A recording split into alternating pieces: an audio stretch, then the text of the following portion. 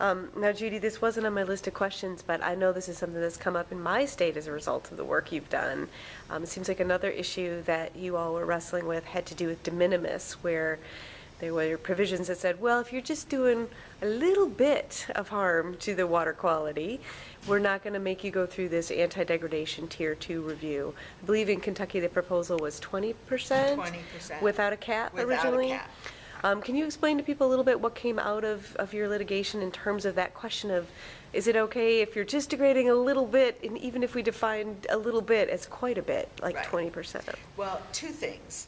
There's a court case that other river advocates can use, and that decision basically said that, first of all, they weren't sure that there was an acceptable amount Right. that we would just give away, but if there was, they could not see that it would be more than 10%. Right. And so there's a court case. It's called Kentucky Waterways Alliance versus Johnson. It was Stephen Johnson was the EPA administrator that we sued.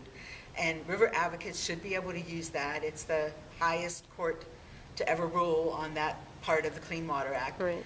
But then also EPA came out with, I guess it was just a memo, but it's a memo that went to every EPA region and every state, and it basically said EPA expects that, you know, you would never give away more than 10%.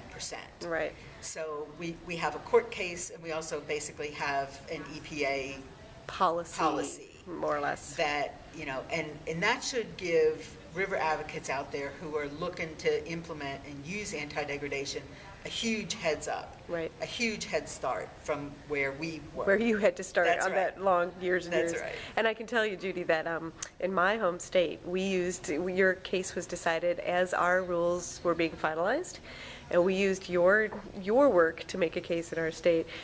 Our state unfortunately didn't listen to us, but then US EPA disapproved what the state had proposed in terms of de minimis, and the Kentucky result was basically the basis for them to do that. So you helped us way out west. That's so great. Yeah. That's so great. All right. Well.